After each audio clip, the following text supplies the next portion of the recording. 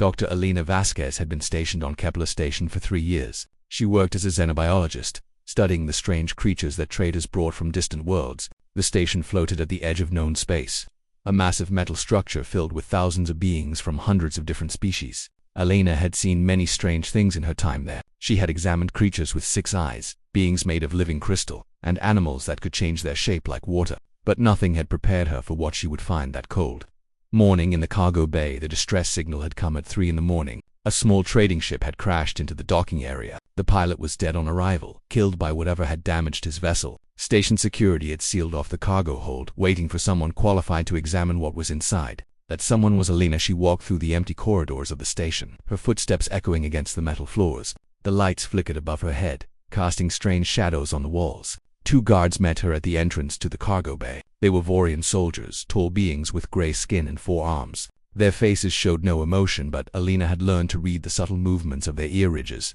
They were nervous.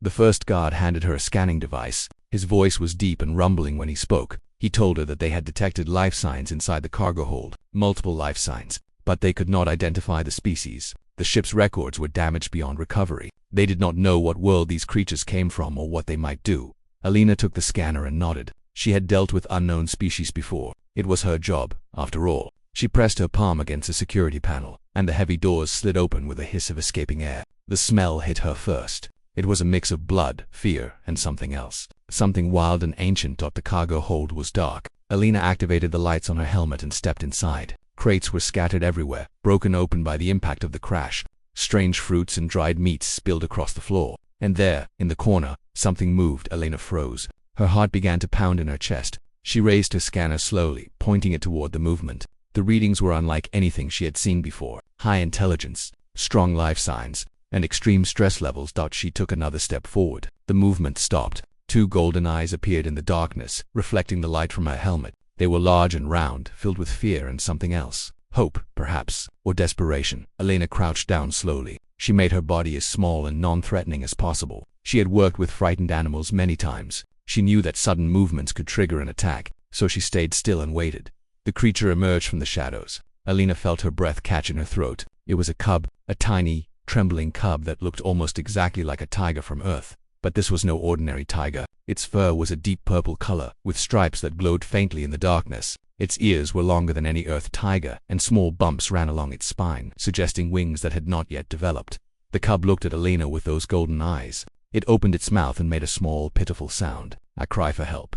A cry for its mother. Elena felt something shift inside her heart. She had always loved animals. That was why she had become a xenobiologist. But this was different. This tiny creature was alone, scared, and probably orphaned. The trader who had been carrying it was dead. There was no one else to care for it. She reached out her hand slowly. The cub flinched at first, pressing itself against the wall. But Elena did not pull back. She kept her hand extended, waiting patiently. Minutes passed. The cub sniffed the air, its nose twitching as it tried to understand this strange being in front of it.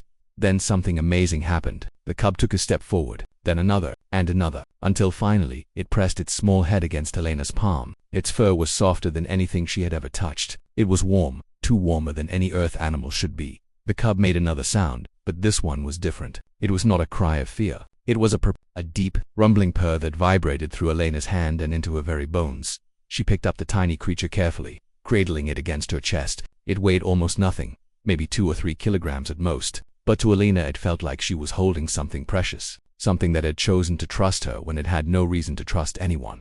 The guards watched from the doorway. Their ear ridges were still twitching with nervousness. The first guard asked what the creature was. Elena shook her head. She did not know, but she was going to find out. She carried the cub out of the cargo hold, past the guards, and through the corridors of the station. People stopped to stare as she walked by. A human woman holding a glowing purple tiger cub was not something they saw every day, but Elena ignored their looks. She had only one thought in her mind. This little creature needed her, and she was not going to let it down. She took the cub to her laboratory, a small room filled with plants and terrariums and scanning equipment. She laid the cub down on a soft blanket and began her examination. The readings were fascinating. This species had a body temperature twice that of humans. Its bones were hollow, like a bird's, which explained why it was so light, and those bumps on its spine were indeed the beginnings of wings. But the most interesting reading was the one that measured brain activity. This creature was not just intelligent, it was highly intelligent. Its neural patterns were complex, showing signs of language capability, emotional depth, and long-term memory formation. This was not just an animal. This was a thinking, feeling being. Alina looked down at the cub. It had fallen asleep on the blanket, exhausted from fear and stress. Its small chest rose and fell with each breath. Its paws twitched as it dreamed of something far away. She made her decision then. She would not hand this creature over to the station authorities. She would not let it become a specimen in some research facility. She would raise it herself. She would give it the love and care that it deserved. Alina reached down and stroked the cub's soft fur. The creature stirred in its sleep, making a small sound of contentment. And in that moment, without knowing it, Alina Vasquez became a mother to something far more extraordinary than she could ever imagine.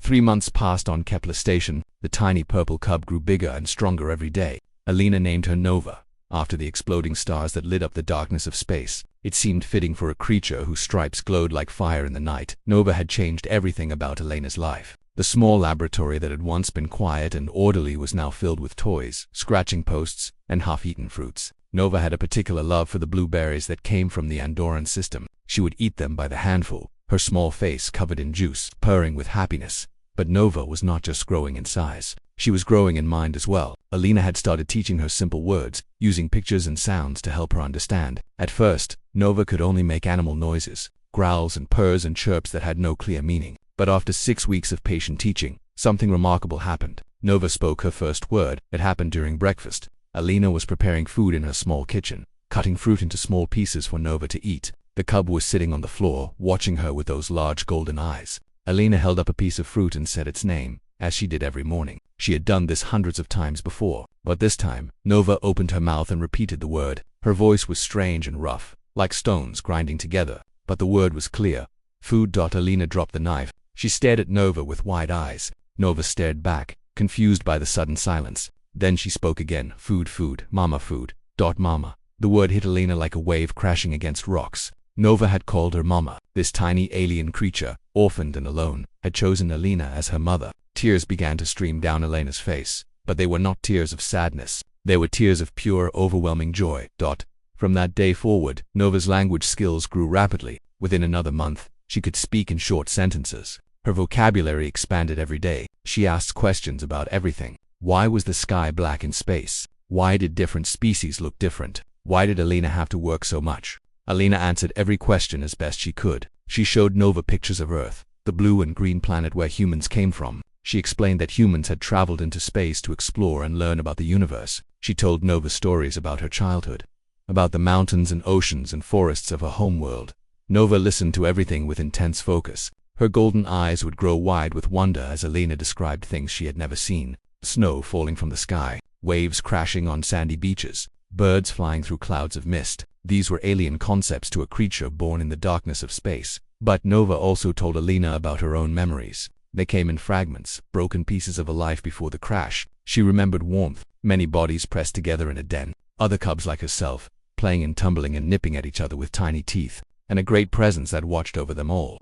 A mother, a real mother, not Alina, but someone who had loved Nova before everything went wrong. These memories made Nova sad sometimes. She would curl up in a corner of the laboratory and refuse to eat. Alina would sit beside her during these times, stroking her fur gently and saying nothing. Words were not always needed. Sometimes presence was enough. The other residents of Kepler Station had mixed reactions to Nova. Some were fascinated, watching the growing cub with scientific curiosity. Others were afraid, keeping their distance whenever Alina and Nova walked through the corridors. A few were openly hostile, demanding that the dangerous creature be removed from the station.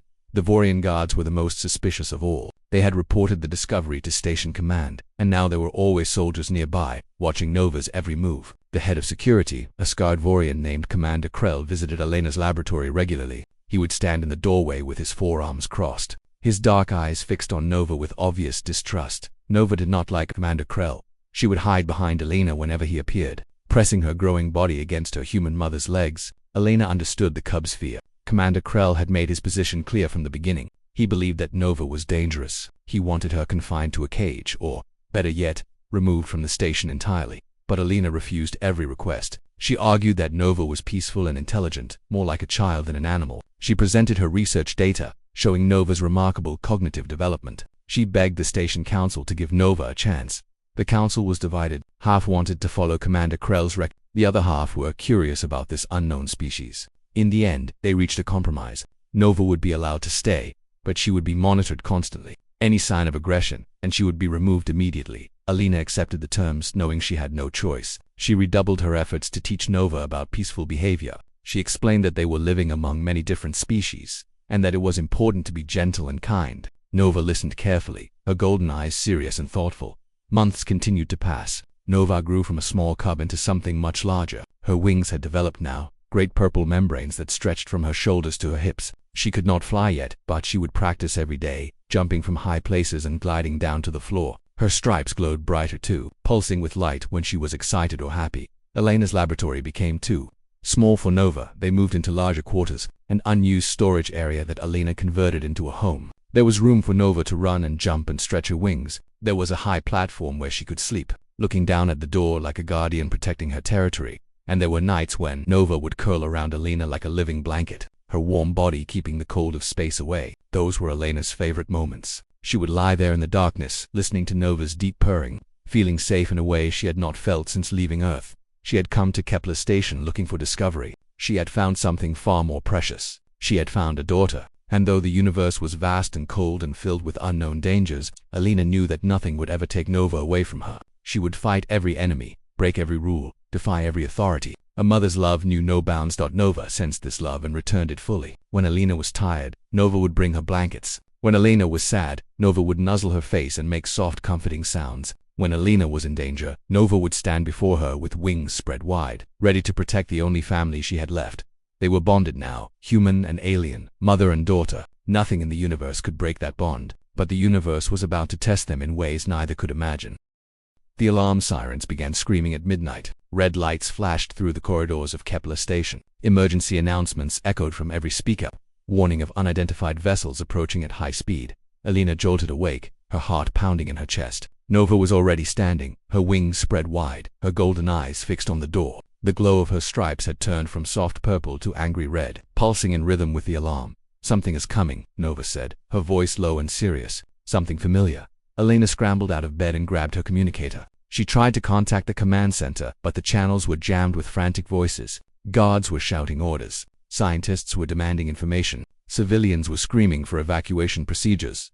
Through the chaos, Alina managed to piece together what was happening. 5 ships had appeared from deep space, emerging from a wormhole that no one had detected before. They were heading straight for Kepler Station at incredible speed. Their designs matched nothing in any known database. They were completely alien. Nova stood frozen, her entire body trembling. Alina had never seen her like this before. The great creature who had grown so powerful and confident now looked like a frightened cub again. "What is wrong?" Alina asked, rushing to Nova's side. "Do you know those ships?" Nova did not answer immediately. Her eyes were distant, as if seeing something far beyond the walls of their quarters. When she finally spoke, her voice was barely a whisper. "They are my people." Alina felt the words like ice in her blood. Nova's people, the species she had never been able to identify.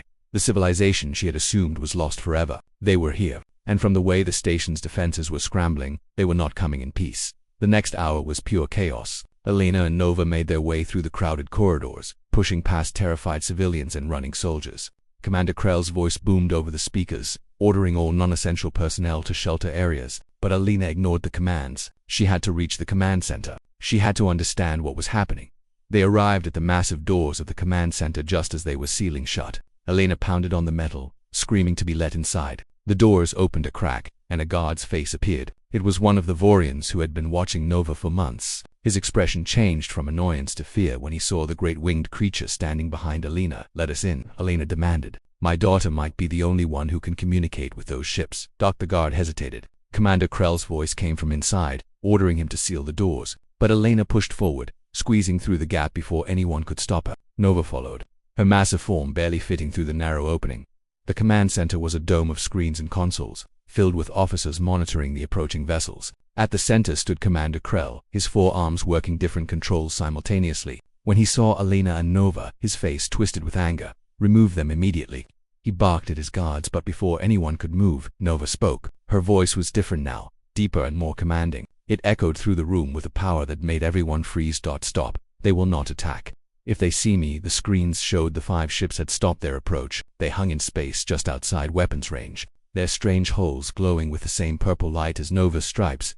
Commander Krell stared at the screens, then at Nova. His anger had transformed into something else. Fear, yes, but also a desperate hope. "Can you speak to them?" he asked, his voice suddenly humble. Nova closed her eyes. Her stripes began to pulse in complex patterns, bright flashes followed by dim waves. The same patterns appeared on the ships outside. They were communicating, Alina realized, speaking in a language of light that only they could understand. Minutes passed in tense silence. Everyone in the command center held their breath, watching Nova and the screens. Then Nova opened her eyes. They were wet with tears. "They are looking for their children," she said. "The ship that crashed here was carrying 6 cubs. I was one of them. The others were taken by the trader before we arrived, sold to different buyers across the galaxy." Alina felt her heart break. 6 cubs, torn from their mother, scattered across the stars. Nova was the only one who had escaped that fate, and only because the trader had died before he could sell her too.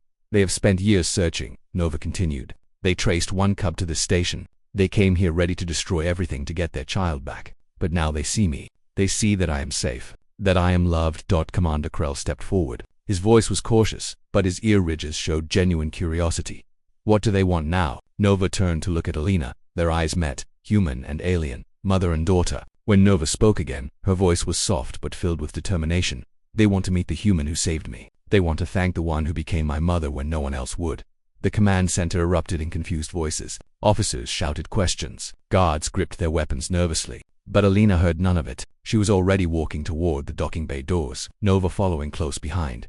The alien ships had begun moving again, but this time they were not approaching with weapons ready. They were coming in slowly, peacefully, their hulls opening to reveal landing bays.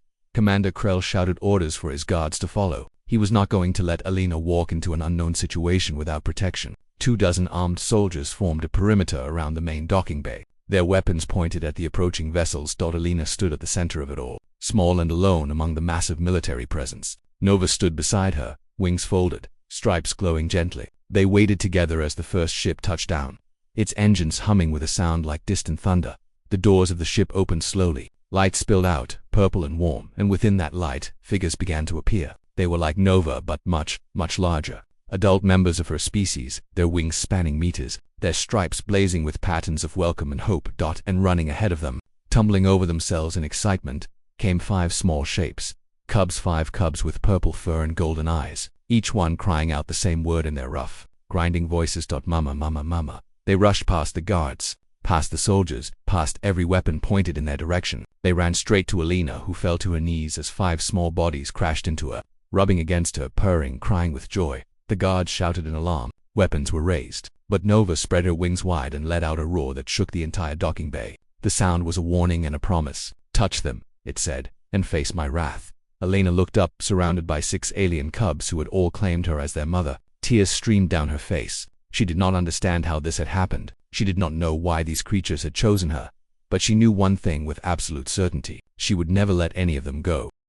The docking bay had become a standoff. Guards surrounded Alina and the 6 cubs, their weapons still raised despite Nova's warning roar. The adult aliens had emerged from their ships now, 7 massive creatures whose wings could block out the lights above. They stood motionless, watching the scene with golden eyes that held centuries of wisdom and barely contained fury. Alina remained kneeling on the cold metal floor, her arms wrapped around as many cubs as she could hold.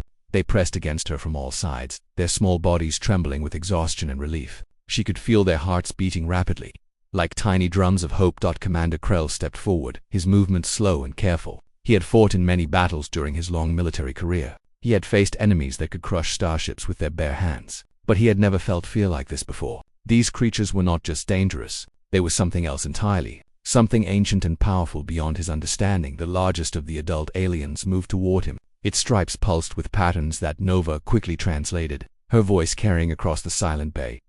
"My mother demands to know why her children were held prisoner on this station. She demands to know why armed soldiers surround them now. She demands answers, or she will tear this station apart piece by piece." Krell's 4 hands tightened on his weapon, but he was not foolish enough to give the order to fire. He had seen the scanner readings. Each of these adult creatures possessed strength enough to bend metal like paper. Their bodies generated heat that could melt through walls, and their wings could create winds powerful enough to throw armored soldiers across rooms. They were never prisoners, Alina called out before Krell could speak. She stood up slowly, keeping the cubs close to her. The adults tracked her movement with unblinking eyes. "I found one of your children in a crashed ship," Alina continued, her voice steady despite her fear. "She was alone. and terrified. I took her in. I raised her as my own daughter. I never knew there were others. I never knew they had been sold. She pointed at Nova, who stood tall and proud beside her, wings spread protectively over her adopted siblings. Ask her, Alina said. Ask Nova what kind of life she has had here. Ask her if she has been loved. Nova stepped forward, approaching her biological mother with slow, respectful steps. When she reached the great creature, she lowered her head in a gesture of submission, but her voice was strong when she spoke. This human saved my life. She gave me a home when I had nothing. She taught me to speak, to think, to understand the universe. She held me when I cried for the family I had lost. She protected me from those who wanted to cage me or kill me. Nova raised her head, meeting her mother's eyes directly. You are my blood mother. You gave me life. But Alina is my heart mother. She gave me love. I will not leave her. I will not allow anyone to harm her. If you attack this station, you will have to kill me first. The silence that followed was deafening. Even the hum of the station's engines seemed to fade away. Every being in the docking bay held their breath, waiting for the ancient creature's response. The great alien mother studied her daughter for a long moment, then she turned her golden gaze to Alina. The human woman stood firm, refusing to look away despite every instinct telling her to run. Then something unexpected happened. The alien mother folded her wings and lowered her massive head. Her stripes shifted to a soft, gentle glow. When Nova translated her next words, there was wonder in her voice. My mother says that you have done what she could not. You kept her child safe. You gave her the love that was stolen from her. For this she owes you a debt that can never be repaid. Alina felt her knees weaken with relief. But the moment was interrupted by one of the cubs tugging at her sleeve. It was the smallest of the five, a tiny creature with stripes that barely glowed at all. Its eyes were different from the others, clouded and unfocused. Mama hungry, the little one said in broken words. Mama give food. The other adults reacted with shock. They had heard the cub speak in the human language. They had heard it call this strange alien being Mama. Nova explained quickly, her stripes flashing patterns of reassurance. They were bought by different traders. Each one was taught something different to make them more valuable. This one was taught human language. The trader was going to sell her to a human buyer. Alina knelt down again, pulling the blind cub into her arms. The little one purred immediately, recognizing the warmth and scent of the only mother it had ever known. What happened to her eyes? Alina asked softly. Nova translated the question to her biological mother. The response made Alina's blood turn cold. The trader damaged her eyes deliberately. Blind cubs are easier to control. They cannot run away. They depend completely on their owners. Rage built inside Alina's chest, a human feeling, raw and powerful and dangerous. She thought about the trader whose ship had crashed, the one who had been carrying Nova. She was glad he was dead. She wished she could have killed him herself. But rage would not help now. What mattered was healing. What mattered was giving these cubs the life they deserved. Alina stood up, the blind cub still in her arms. She faced Commander Krell with fire in her eyes. These children are staying with me, she declared. All of them. I am their mother now. If your council has a problem with that, they can take it up with the fleet of incredibly powerful aliens currently docked at our station. Krell looked at the adult aliens. They had formed a semicircle behind Alina, their wings spread wide, their stripes blazing with unified purpose. The message was clear. The human woman spoke for them now. Her word was their law. The commander lowered his weapon. His soldiers followed his lead, though their fear remained obvious. I will inform the council, Krell said carefully. I am certain they will agree to your terms. Alina nodded. She turned back to the cubs, counting them carefully. 6 small creatures, each one damaged in different ways by their captivity. Nova, the one who had been alone the longest. The blind cub who could speak human. For others whose stories she did not yet know, it would not be easy. Raising one alien cub had turned her life upside down. Raising 6 would be chaos beyond imagination. But as she looked at their faces, at their golden eyes filled with trust and hope, she knew there was no other choice. She was their mother now, and a mother never abandons her children. The adult aliens remained at the station for several days. They helped Alina set up proper quarters for her expanded family. They taught her about their species, the Kalori and their ancient civilization. They explained that Kalori cubs imprinted on their caregivers, forming bonds that lasted lifetimes. The 5 cubs had imprinted on Alina even though they had been separated. Even though they had suffered in captivity, the moment they had seen her holding Nova, something had clicked inside their minds. They had recognized her as the one who had saved their sister. They had claimed her as their mother. It was a gift beyond price, and Alina accepted it with open arms. 5 years had passed since the Kelor fleet arrived at Kepler Station. The galaxy had changed in ways no one could have predicted. News of the human woman who adopted alien children spread from system to system, carried by traders and travelers until it became legend. Species that had never trusted each other began to reconsider their ancient hatreds. If a soft, fragile human could love creatures so different from herself, perhaps others could do the same. Alina's quarters had expanded 3 times since those early days. What had once been a small storage area was now a sprawling home that took up an entire section of the station. There were platforms at every height for climbing and gliding. There were pools of heated water for bathing. There were gardens of alien plants that the cubs loved to explore. And at the center of it all was a great room where the entire family gathered every evening. Nova had grown into a magnificent adult. Her wings spanned 4 meters from tip to tip. Her stripes blazed with patterns so complex that scientists came from distant worlds just to study them. She had become the official ambassador between the Kelori and the galactic community, a bridge between her ancient species and the newer civilizations. They were now meeting, but no matter how important her duties became, Nova always returned home for dinner. She would fold her great wings and settle onto her favorite platform, watching over her siblings with a protective gaze she had learned from her human mother. The other cubs had grown too. Ember, the blind one who had been taught human language, had developed abilities no one had expected. Unable to see the physical world, she had learned to sense energy patterns. She could feel the movement of stars, the pulse of engines, the emotions of every being around her. The Kelori elders called her a seer, one of the rarest gifts among their kind. But to Alina, she was simply her daughter who needed extra help navigating the corridors. Spark and Blaze were twins, who had been sold together to a fighting arena. They had been trained to kill, forced to battle other creatures for the entertainment of wealthy gamblers. When they first arrived at the station, they had been violent and distrustful, snapping at anyone who came near. It had taken Alina 2 years of patient love to break through their walls. Now they were the gentlest of all her children, volunteering at the station's medical center where they used their natural warmth to comfort sick patients. Comet had been bought by a research facility where scientists had experimented on him, trying to understand the Kelori biology. His body carried scars from those experiments, marks that would never fully heal. But his spirit remained unbroken. He had developed a passion for science himself, determined to use knowledge for healing rather than harm. He worked alongside Alina in her laboratory, studying the biological connections between species. And then there was Dust, the smallest of them all. Dust had been the hardest to reach. She had been kept in complete isolation for years, locked in a dark container and fed through a slot in the wall. When she arrived at the station, she could not walk properly. She could not speak. She could not even look other beings in the eye.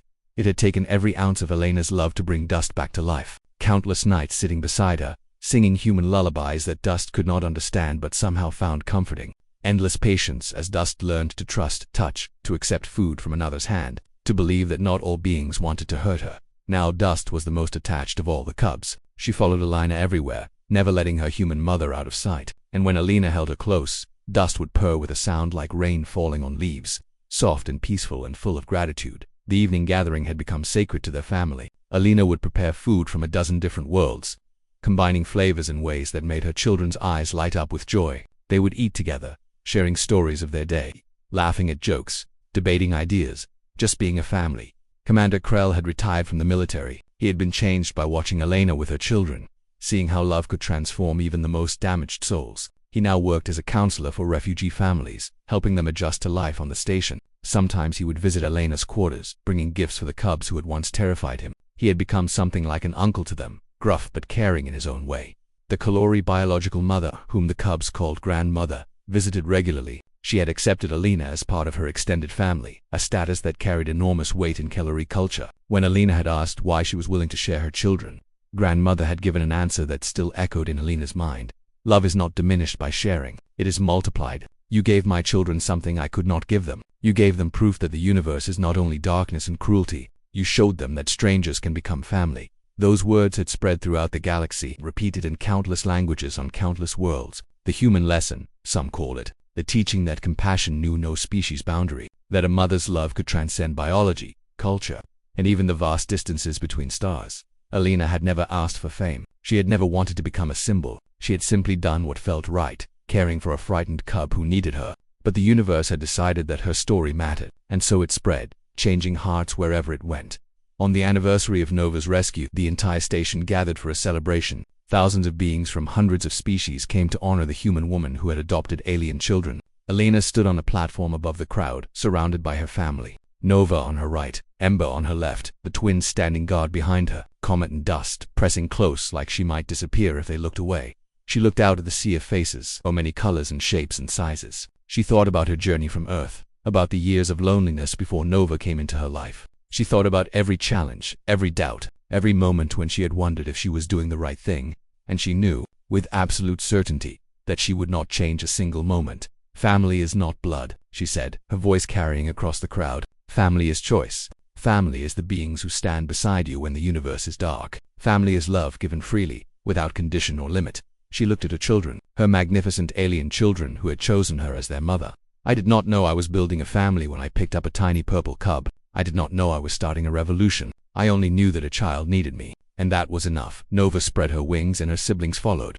6 sets of purple wings catching the light, their stripes glowing in perfect harmony. The crowd gasped at the beauty of it, this display of unity and love. Elena smiled, feeling warmth spread through her chest. She had left Earth looking for discovery. She had found something far more precious. She had found a family written in starlight. A bond that would last beyond her human lifetime. The Kalor lived for centuries. Long after Elena passed, her children would carry her memory. They would tell stories of the human mother who had loved them when no one else would. They would teach future generations about compassion and courage. And in this way, Elena Vasquez would never truly die. She would live on in the hearts of her children, forever and always, across all the stars in all the galaxies. And that was exactly as it should be.